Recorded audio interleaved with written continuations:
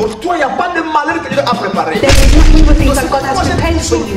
That's why I've always Toutes ces said this. mauvaises choses que nous voyons All the evil things that we see ne viennent pas de nous. does not come from C'est Him. pourquoi nous n'acceptons pas. That's why we do not accept it. Le passé, comment ça a été? No matter how your past was, Comment ça a été? no matter how you Non, white, ce n'est pas ça qui fait ton demain. that's not what's going to make your Ton future. demain, c'est un autre temps. Your future is another time. Shalom bien-aimés, je nous salue partout que vous nous suivez. Un grand merci pour être disponible à suivre cet enseignement qui va encore nous édifier et nous instruire et qui va aussi augmenter notre connaissance. Alors aujourd'hui nous allons parler d'un sujet qui est une question qu'on va répondre. La question c'est quoi? Est-ce que Dieu a destiné certains pour la perdition? C'est-à-dire, est-ce que Dieu a destiné certaines personnes pour perdre, pour aller à l'enfer? Est-ce que c'est ça que Dieu a préparé? Parce que, comme nous le savons, il y a le royaume des cieux, là où les gens vivront éternellement avec Dieu, dans l'éternité. Et il y a aussi l'enfer où les gens là qui n'ont pas cru en Jésus vont vivre éternellement dans la souffrance éternelle. Est-ce que Dieu a préparer certaines personnes qui soient sauvées et certaines personnes qui aillent à l'enfer? Est-ce que c'est ça la volonté de Dieu? Alors là, c'est une question parce que, pourquoi? Lorsque nous étudions la Bible et lorsque nous voulons comprendre la Bible, nous devons comprendre très bien la pensée de Dieu, la volonté de Dieu. Pourquoi? Parce que cela est fondamental pour notre foi. À ne pas oublier que nous, les justes, nous vivons par la foi. Alors, si la foi n'est pas correcte, alors nous allons aussi vivre incorrecte. La vie ne sera pas bonne. Parce que nous vivons par la foi. Or, la foi vient de ce que nous entendons, ce que nous écoutons. Et ce que nous écoutons vient de la parole qui concerne Christ. Alors, la compréhension meilleure de la révélation de la parole de Dieu, ou de la pensée de Dieu, c'est très important pour le fondement de notre foi soit correct, afin que la vie aussi soit correcte sur la terre. La raison, Jésus avait dit que vous allez connaître la vérité et la connaissance de la vérité vous rendra libre. C'est très important. Alors, allons un peu dans cette question-là. Allons. Alors, parce que là, nous allons parler un peu sur la prédestination. Parce que lorsque nous parlons que est-ce que Dieu a destiné certains pour la perdition, donc nous allons toucher un peu la prédestination. Mais nous allons expliquer beaucoup de choses qui vont nous aider à comprendre. Parce que lorsque nous parlons de la prédestination, il y a deux mots dedans, de ces mots-là. Il y a pré et destiné. Donc, le mot pré signifie avant et destiné signifie lieu ou bien endroit ou bien là où la personne doit arriver. La destination. Mais une chose est vraie, lorsque vous cherchez ces mots-là dans la Bible, vous allez trouver ces mots-là écrits 4 fois seulement dans le Nouveau Testament. Et dans un verset que je vais lire, dans Romains chapitre 8, les versets 29 à 30, c'est là où vous trouverez ces mots-là 2 fois, au verset 29 et au verset 30. Et vous trouverez aussi les mots prédestinés dans le livre d'Éphésiens, le chapitre 1, le verset 5 et le verset 11. Les 4 places que vous trouverez, c'est le mot-là prédestiné. Alors, une chose est vraie, lorsqu'on parle de la prédestinée, donc on parle de tout ce qui a été préparé en avance. Donc, Dieu nous a préparé en avance pour le salut. Dieu nous a préparé en avance pour aller dans le royaume de Dieu, vivre là, entrer là. Donc, c'est la préparation de Dieu en avance, avant que l'homme existe. C'est ça la prédestination. Donc Dieu a tout préparé en avance. Mais une chose est vraie aussi, lorsque nous parlons de la prédestination, on doit aussi connaître la préscience. Parce que la préscience, c'est aussi les deux mots pré et science. Science, c'est la connaissance.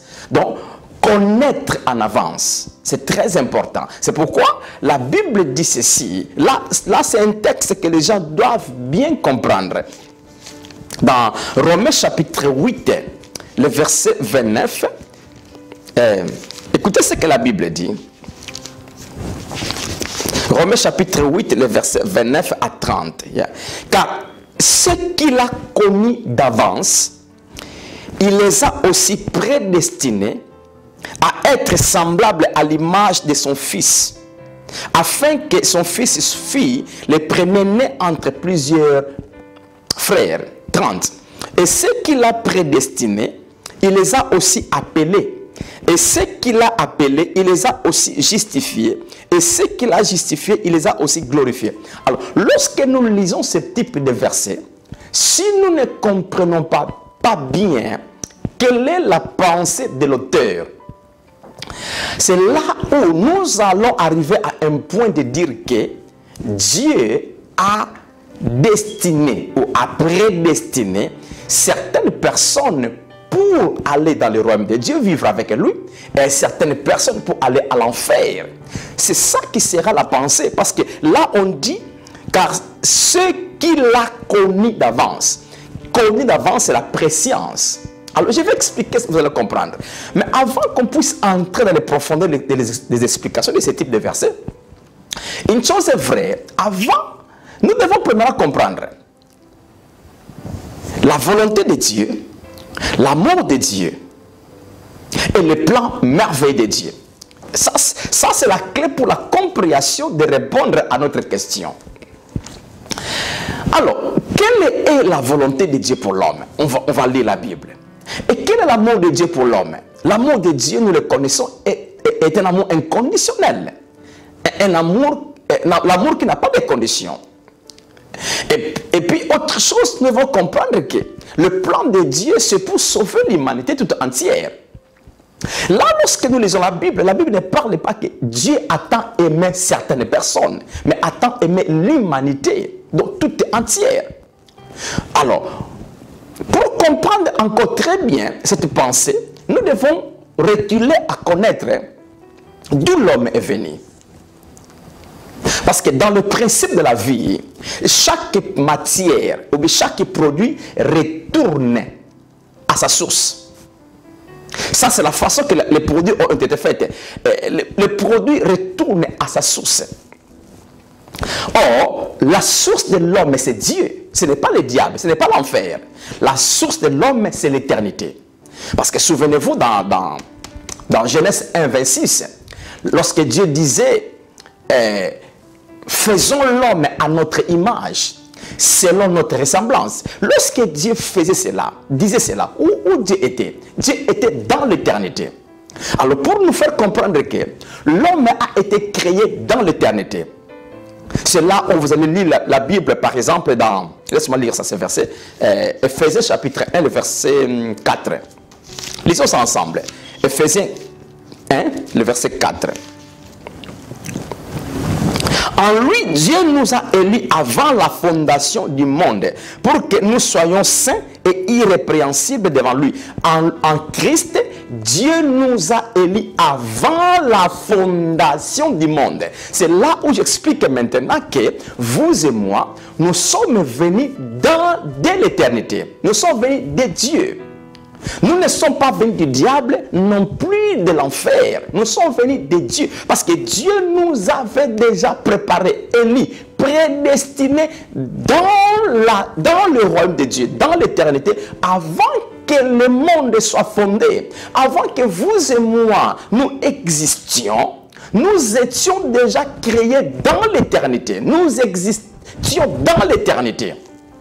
Parce que lorsque Dieu disait ces versets-là dans Genèse 1, 26, le monde n'était pas encore là. Le monde physique n'était pas encore là. Mais Dieu était dans l'éternité en disant que laisse-nous créer.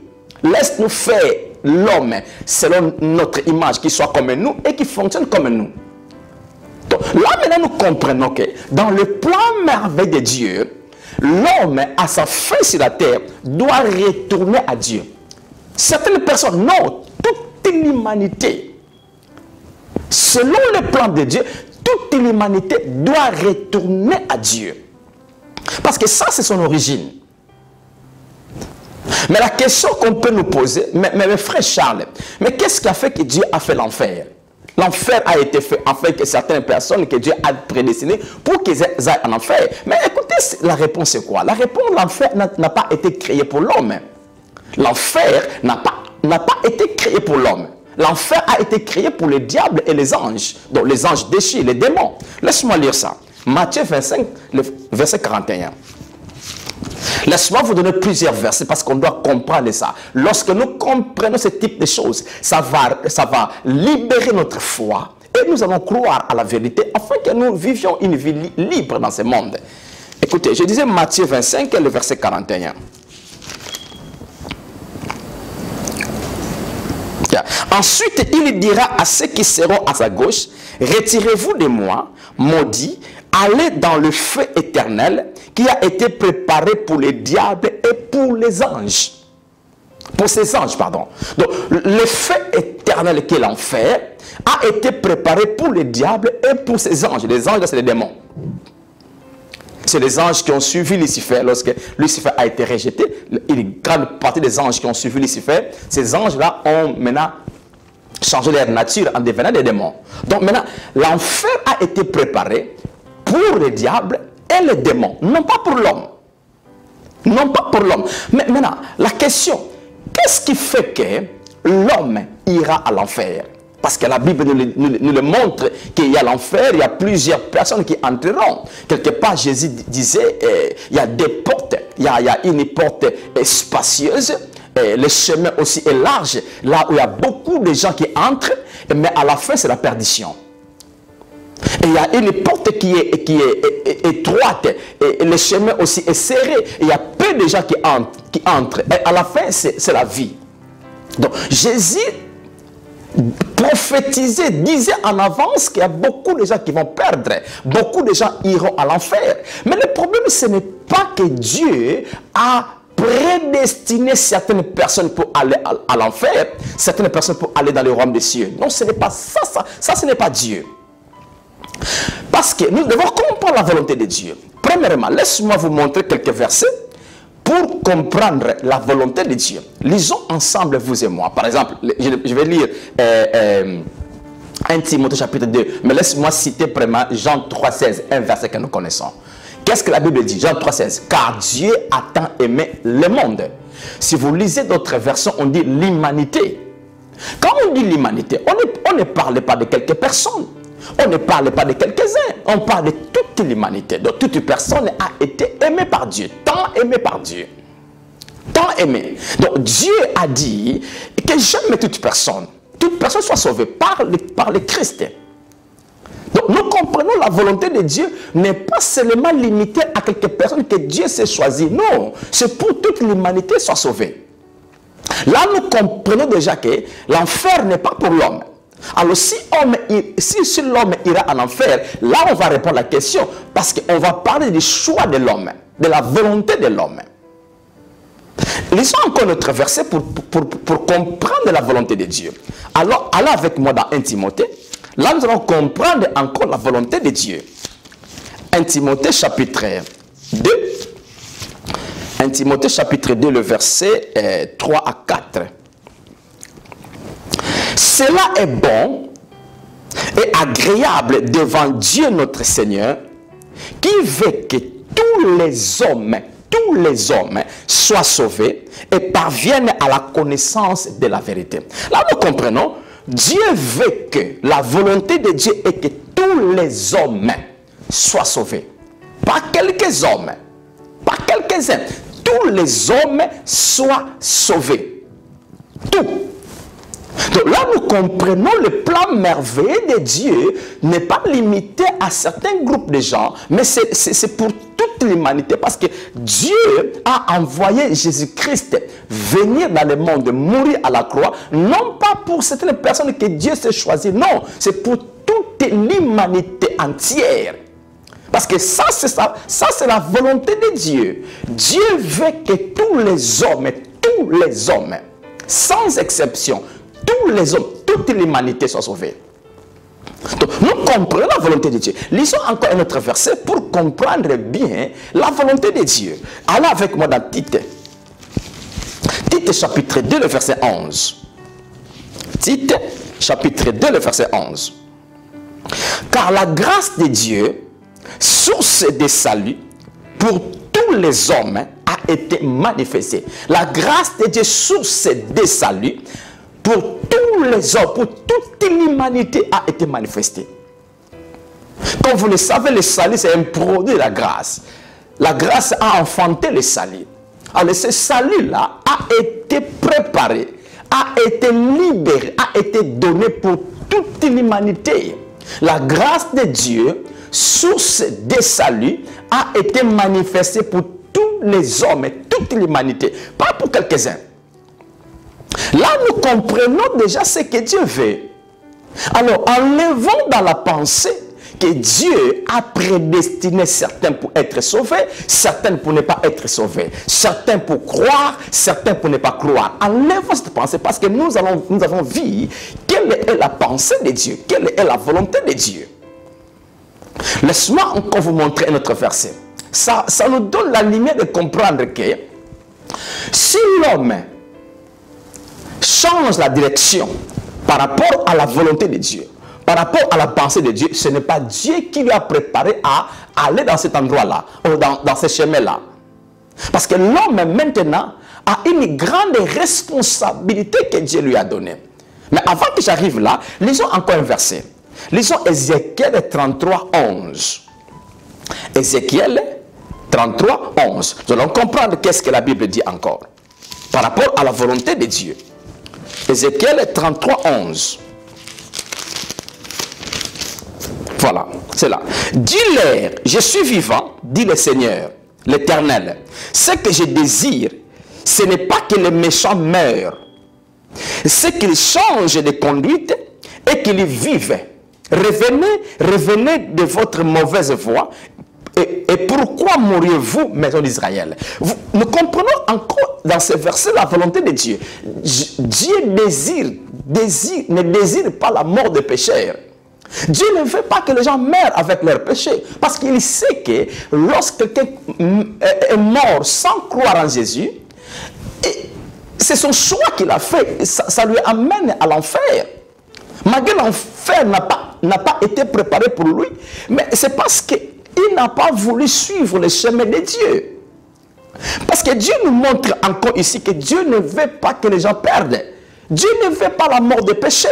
Dieu veut que les pécheurs changent, se convertissent. Donc nous comprenons. Je peux encore lire d'autres versets, comme par exemple, je peux lire encore Actes chapitre 17, le verset 30, là où la Bible dit que Dieu ne tient pas compte du temps de l'ignorance, mais appelle toutes les personnes, tous les hommes à la repentance. Tous les hommes à la repentance, pas quelques-uns. Parce que la volonté de Dieu est que l'humanité que Dieu avait créée à son image retourne à lui, qu'il vive avec lui. Ça c'est la raison que Dieu avait créé l'homme, afin que l'homme vive avec Dieu dans l'éternité. Maintenant, le problème c'est quoi? Frère Charles, c'est quoi le problème? Le problème maintenant, c'est ce que nous appelons le libre choix de l'homme. C'est là où il y a un problème. Parce que Dieu ne choisit pas pour nous. Dieu a disposé le salut pour toute l'humanité, mais l'humanité a la responsabilité de choisir. Écoutez ceci, écoutez. L'homme a la volonté. La volonté, c'est une faculté. C'est la faculté que Dieu a donnée à l'homme pour qu'il détermine ce qu'il fait. Pour qu'il fait le choix ou qu'il prend une décision. Donc, ça c'est la volonté que Dieu a donnée à l'homme. Donc, cette volonté-là que nous avons, vous et moi, c'est une volonté qui est venue de Dieu. Mais nous avons maintenant la capacité et l'habilité d'utiliser cette volonté-là et de choisir ou de prendre une décision. Malgré la volonté est venue de Dieu, mais beaucoup de gens aussi se mettent contre Dieu par cette volonté-là qu'ils ont. Donc, la raison de comprendre que Dieu a donné à l'homme la volonté, en fait que l'homme soit le maître de son choix. L'homme soit le responsable de sa décision. La raison, vous allez voir, dans le livre de Deutéronome, chapitre 30, vous lisez le verset 19. Là, la Bible dit, Dieu prend en témoin le ciel et la terre. Il dit, je prends en témoin le ciel et la terre, je mets devant toi l'homme, L'humanité, je mets devant toi la vie et la mort. Mais moi, Dieu, je te dis de choisir la vie. Dieu ne pourrait pas choisir pour nous, mais il nous instruit en disant que choisis la vie. Voici la mort est là, voici la vie est là, voici l'enfer est là, voici le royaume de Dieu est là. Mais moi, Dieu, je te dis, choisis le royaume de Dieu. Mais je ne peux pas choisir pour toi parce que je t'ai donné la volonté pour choisir et pour prendre la décision. Donc là, nous comprenons maintenant comment Dieu a partagé la responsabilité. Frères et sœurs, nous devons comprendre une chose. Si tout dépendait du choix de Dieu, alors nous n'avons rien à faire. Ça c'est une vérité qu'on doit comprendre. C'est une vérité fondamentale. Si tout dépendait de Dieu, si le salut dépend de Dieu, alors pourquoi nous devons choisir? Pourquoi nous avons l'habilité de croire? Nous comprenons maintenant, par là nous comprenons que Dieu nous a donné son pouvoir, l'autorité. Il nous a donné le Saint-Esprit pour les raisons afin que nous puissions croire. La raison du Saint-Esprit est venue à nous les chrétiens, non pas seulement pour être là, mais c'est pour nous aider et nous conseiller en beaucoup de choses. Parce que tout ne dépend pas de Dieu automatiquement. Moi, l'homme, j'ai la responsabilité, j'ai le libre choix à faire. Mon choix peut refuser Dieu. Mon choix peut rejeter Jésus. Et mon choix peut accepter. Ça, c'est mon choix. Ce n'est pas le choix de Dieu. Ce n'est pas Dieu a préparé, vous et moi, nous devons accepter Jésus et les autres doivent rejeter Jésus. Non, ce n'est pas Dieu qui l'avait fait, mais c'est le choix de l'homme. La raison, vous allez comprendre une chose dans le jardin d'Éden. Qu'est-ce que Dieu a fait? Dieu a planté tous les arbres et a mis toutes choses dans le jardin. Mais Dieu a dit à l'homme, voici l'arbre qui est là au milieu. Ne mange pas. Le jour où tu en mangeras, tu mourras. C'est Dieu qui a dit ça. Mais l'homme a choisi. Ce n'est pas Dieu qui lui a prédestiné à aller prendre l'arbre de la connaissance du bien et du mal de manger. Ce n'est pas Dieu qui l'a prédestiné comme ça, mais c'est l'homme qui a fait son choix. C'est là où nous devons comprendre la prédestination, frères et sœurs. Donc, maintenant, laisse-moi maintenant expliquer la pensée du Romains chapitre 8, les versets 29 à 30. Lorsque la Bible dit que c'est qu'il a connu d'avance. Donc là, nous parlons de la préscience. Donc, c'est-à-dire, Dieu, dans sa divinité, il connaît la fin d'une chose avant son commencement. Donc, laisse-moi expliquer ça très bien. Avant que vous et moi, nous soyons nés, même avant que nous soyons formés dans le ventre de nos mamans, même avant que nos parents puissent nous concevoir, Dieu nous connaissait déjà. Et Dieu connaissait déjà notre parcours. Et Dieu avait vu, par exemple, moi, Charles Matondo, Dieu m'avait vu que j'accepterais Jésus, je croirais Jésus à telle date, en telle année. Donc, ce n'est pas Dieu qui avait préparé que moi, Charles Matondo, je vais croire Jésus dans l'année telle que j'avais cru en Jésus. Non, mais Dieu avait vu. Je vais mener cette vie que j'avais menée et à un certain âge, je vais croire. Maintenant, Dieu avait vu ça en avance. C'est ça que nous appelons la préscience. Parce que la préscience et la prédestination marchent ensemble. On ne peut pas prédestiner une chose sans la connaître premièrement. Je vais lire un verset dans Ésaïe, on va comprendre. C'est-à-dire, Dieu, dans sa divinité, il a créé toute l'humanité. Et il avait vu toute l'humanité dès sa naissance et à sa fin. Et Dieu avait vu dans ce temps de billions de la population qui vont croire en Jésus et qui vont rejeter Jésus. Donc Dieu les avait vus. Ce n'est pas Dieu qui les a préparés à croire et à ne pas croire. Mais Dieu avait vu leur cœur. Dieu avait vu leur parcours et il a vu qui va accepter, qui va faire ça, qui ne va pas. Donc Dieu nous connaît avant même notre naissance. C'est ça la préscience de Dieu. C'est ça la divinité de Dieu. Il connaît toutes choses avant son commencement, avant même sa fin. C'est là où nous allons lire un verset. Je vais retourner à expliquer encore les Romains chapitre 8. Mais lisons Ésaïe 46, le verset 10. Lisons Ésaïe 46, le verset 10. Avant encore nous donner l'idée de la compréhension. Ésaïe 46. Je vais commencer au verset 9 jusqu'au verset 10. Souvenez-vous de ce qui s'est passé dès les temps anciens.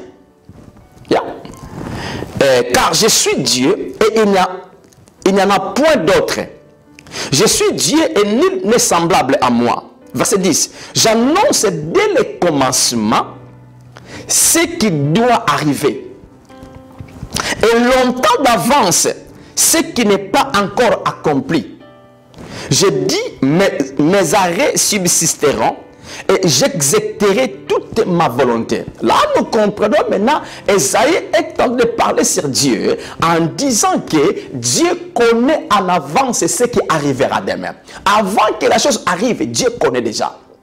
Donc, avant que vous et moi, que nous sommes nés, Dieu nous avait connus déjà. Dieu nous avait vus déjà. Frères et sœurs, ce n'est pas Dieu qui a prédestiné les gens à aller à l'enfer. Non. Là maintenant, c'est le choix de l'homme. Là, c'est le choix de l'homme. C'est la volonté de l'homme. La raison, vous allez voir. La Bible parle d'un mot. Ce mot-là, c'est quel mot? Quiconque. Quiconque. Jean 3,16 dit quoi? Car Dieu a tant aimé le monde qu'il a donné son Fils unique afin que quiconque. Qu'est-ce que signifie quiconque? Quiconque signifie n'importe qui. Ce n'est pas quelques-uns.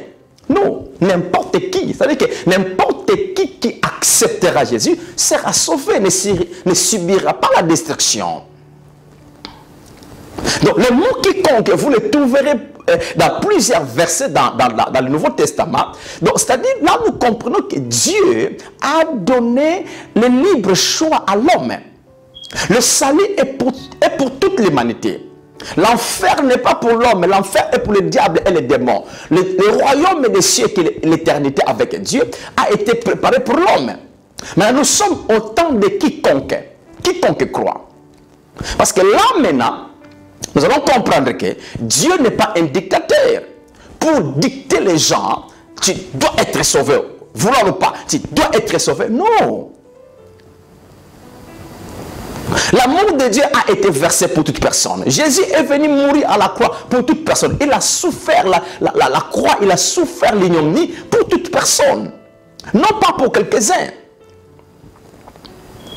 Alors, c'est là où nous allons comprendre que nous sommes tentés de vivre autant que chacun de nous est responsable dans sa vie. Enlevons la pensée de dire que tout dépend de Dieu, tout dépend de Dieu. C'est Dieu qui fera. Si tout dépendait de Dieu, alors nous n'avons rien à faire. On n'a pas besoin de prier. On n'a pas besoin d'aller à l'église. On n'a pas besoin de connaître la Bible parce que tout dépend de Dieu. Non, l'homme a la responsabilité de choisir. Tout ce que nous faisons chaque jour dans notre vie, c'est un produit de notre choix. C'est là où nous allons comprendre que l'homme, ou chacun de nous, a la responsabilité de faire le choix de ce qu'il veut dans sa vie. La raison, nous avons cette volonté que Dieu nous a donnée pour choisir. Donc, laissons cette attitude de culpabiliser Dieu, que Dieu est responsable de tout ce qui se passe dans la vie. Non.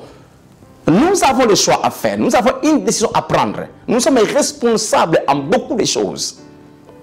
Donc, là, on a compris, frères et sœurs, que l'homme a la capacité, a l'habilité de choisir soit Dieu, soit le diable, soit Jésus, soit le monde. C'est l'homme qui a la responsabilité. La raison, si vous lisez par exemple dans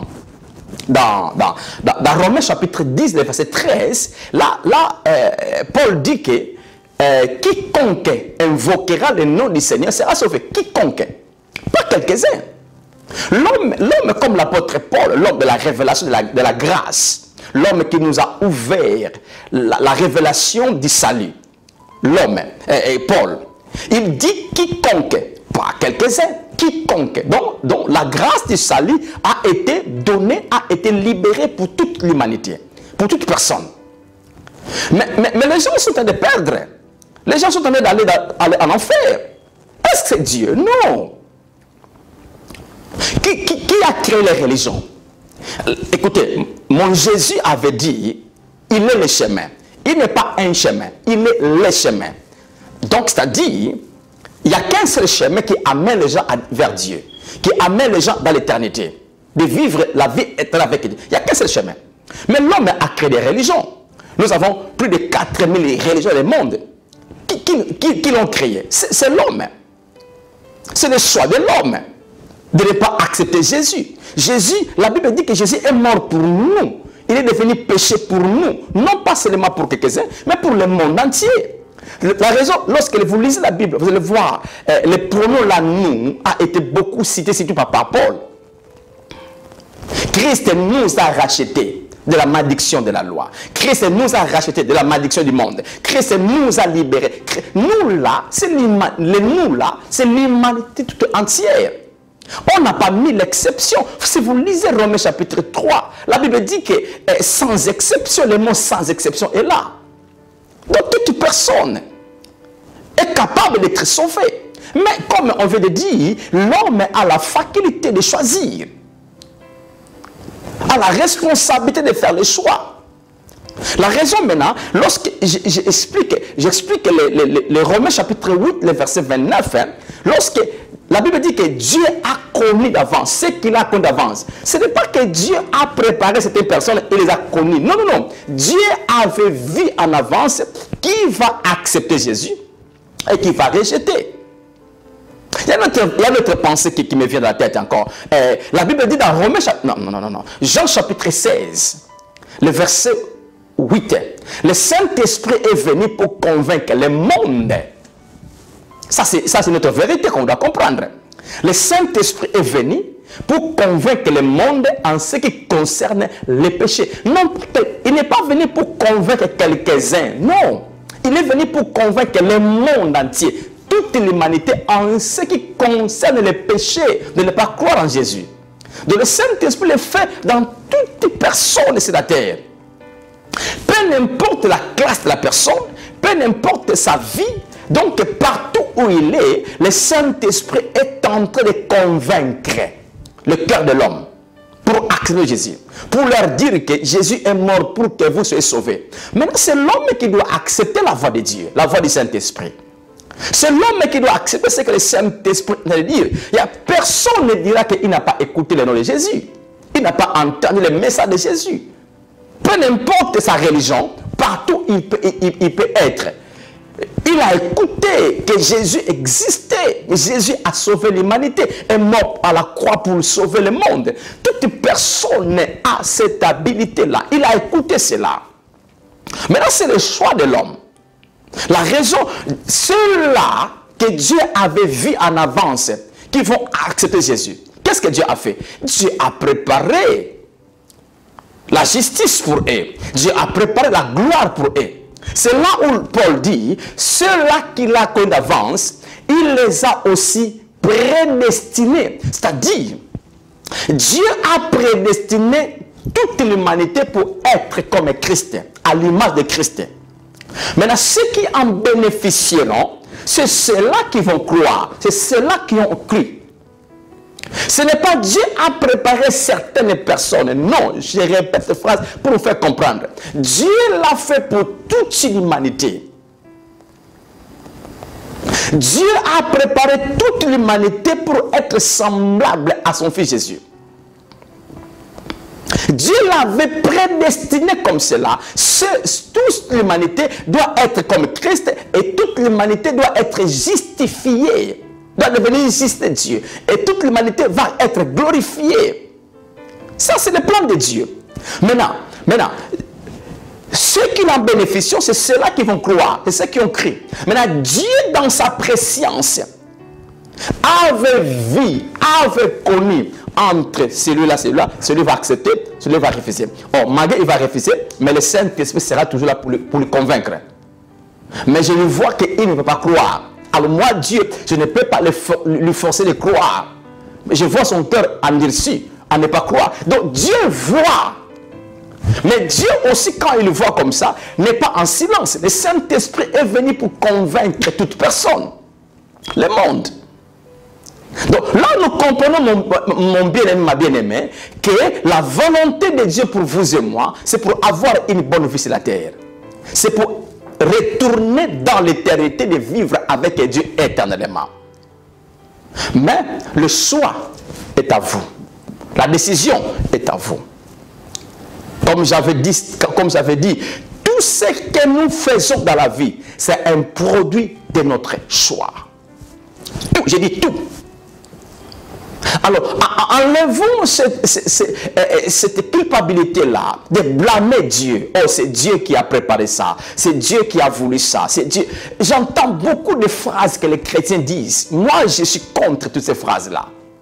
Je ne veux pas entrer en détail de toutes les choses, mais moi, je ne confesse pas ce type de choses en disant que Dieu a préparé certaines personnes à mourir, de mourir à 30 ans, certaines à 10 ans, certaines à 9 mois, certaines à 7 ans. Ça, ce n'est pas Dieu qui a préparé tout ça, non. Non. À savoir que nous avons le diable qui existe, à savoir que nous vivons dans un monde déchu, à savoir que l'homme aussi a la capacité de choisir. Donc il y a beaucoup de facteurs qui font que l'homme est en train de vivre certaines conséquences dans la vie. Mais dans le plan merveilleux de Dieu, Dieu a préparé toute personne à la bonne vie. Dieu a préparé toute personne à retourner vers lui dans l'éternité. Donc c'est ça. La raison, lorsque nous parlons de la grâce c'est quoi? La grâce c'est l'anticipation de Dieu. L'anticipation de Dieu pour ce que l'homme aura besoin. Dieu a anticipé l'homme pour le salut. Être sauvé, ce n'est pas le travail de l'homme, mais c'est le travail de Dieu. Lorsqu'on avait lu le verset 4 de Ephésiens 1, Dieu nous a élus en Christ avant la fondation du monde. Qui? Quelques personnes? Non. L'humanité a été créée en Christ. Et cette humanité-là, qui a été créé en Christ, va retourner dans l'éternité. Mais lorsque l'humanité, maintenant, on lui a donné le corps physique pour vivre sur la terre. L'humanité, maintenant, a fait son choix. Soit de rejeter Jésus, soit d'accepter. Mais ce n'est pas Dieu, parce que Dieu, dans sa volonté, dans son plan, il a préparé toute l'humanité en Christ pour être sauvé, pour retourner un jour dans l'éternité. Donc, frères et sœurs, c'est là où nous comprenons que Dieu, c'est un Dieu d'amour. Dieu, c'est un Dieu d'amour. Dieu n'aime pas seulement certaines personnes et haïr certaines personnes. Non. Il y a beaucoup de versets que je peux toucher, par exemple. Il y a des gens qui peuvent prendre la pensée de Jacob et d'Ésaü. Hein? Il y a des gens qui touchent ça par rapport à dire que oh, Dieu avait aimé Jacob, il avait haï Ésaü. Écoutez, lorsque nous prenons la Bible, étudions la Bible. Le mot haïr qui se trouve là, ce n'est pas le sens de haïr dans le sens négatif. C'est le choix, c'est la préférence, pardon. C'est la préférence. Donc Dieu se préférait de travailler avec Jacob et Ésaü. Alors, lorsque nous prenons ce type d'exemple, en disant que oh, Dieu a prédestiné que Ésaü soit comme ceci, et puis Jacob soit comme ceci. Écoutez, ça c'est le plan que Dieu avait fait pour construire le peuple d'Israël. Mais ce n'était pas le plan du salut. Le plan du salut, c'est pour toute l'humanité. Il y a beaucoup d'exemples que les gens prennent dans la Bible qui n'est pas fondamental par rapport à la pensée du salut. Parce que nous devons comprendre, le salut c'est autre chose. Et puis la lignée de construire un peuple, ou bien de faire quelque chose, c'est autre chose. Lorsque Dieu avait haï Ésaü, et Dieu a aimé Jacob, il a dit ça, le verbe haï qui est là, dans le terme original, dans la pensée de Dieu, ce n'est pas haïr dans le sens négatif, c'est la préférence. Dieu se préférait de choisir, de travailler avec Jacob pour construire, pour avoir le peuple qui va venir, qu'on appelle le peuple d'Israël. Vous connaissez l'histoire. Il n'a pas préféré Ésaü. Il a préféré Jacob. Ça, c'est la préférence. Ça, maintenant, c'est pour avoir un peuple qui va venir, le peuple d'Israël. Mais ça, ce n'est pas le salut. Mais si nous entrons dans le domaine du salut, le salut est pour toute l'humanité. Jésus est allé à la croix, il a versé son sang pour toute l'humanité, non pas pour quelques personnes. C'est pourquoi la Bible dit que Dieu nous a connus d'avance. Donc Dieu nous avait vus d'avance. Si vous lisez la Bible, par exemple, je n'ai plus le temps, dans Psaume 139, la Bible dit que avant que nous soyons formés dans le ventre de nos mères, nous étions encore dans les sombres, obscurs. Dieu nous connaissait. Et Dieu avait écrit un livre qui concerne nos vies sur la terre. Pour qui? Pour vous seulement chrétiens? Non, pour toutes les personnes qui vont naître. Parce que, écoutez, laisse-moi finir par ceci. Lorsque Dieu a créé, il a créé toute l'humanité. Lorsque Dieu a formé, il a formé un homme. Il a créé toute l'humanité. Depuis Adam, du premier homme Adam, jusqu'à la dernière personne qui naîtra. Dieu les a créés déjà en avance dans l'éternité. Lorsque Dieu disait faisons l'homme, il n'a pas fait seulement un homme, Adam. Il avait créé toute l'humanité depuis Adam jusqu'à la dernière personne qui naîtra. Et par là maintenant, Dieu a formé un homme qu'on appelle le premier Adam. Et Dieu a pris toute l'humanité et les a mis dans le premier Adam. C'est là où nous sommes sortis. C'est là où nous sommes sortis. Maintenant, lorsque Adam était dans les deux premiers chapitres, dans les premiers chapitres, deuxième chapitre de Genèse, comment était la vie d'Adam? La vie d'Adam était parfaite. Dans la gloire de Dieu. C'est ça, c'est ça. Dieu l'avait fait pour toute l'humanité. Donc parce que toute l'humanité était dans Adam. Lorsque Adam était dans le jardin d'Éden, c'est toute l'humanité qui était dans le jardin d'Éden. Parce que toute l'humanité était dans le premier Adam. Alors, c'est là où nous comprenons la volonté de Dieu, c'est que toute l'humanité doit vivre une vie paisible. Mais l'homme a fait son choix. Adam a mangé le fruit. Ce n'est pas Dieu qui lui a dit de manger le fruit. Adam a mangé le fruit. C'est là où je le comprends. Dans la préscience et dans la prédestination, Dieu avait vu qu'Adam mangera du fruit. Mais Dieu n'a pas obligé à Adam de faire le choix qui reste avec moi. Mais Dieu a donné à Adam l'habilité de choisir. Lorsque Lucifer est venu à Adam, Dieu avait confiance à Adam. Il savait que je t'avais dit ne mange pas ces fruits-là. Mais Adam a fait son choix.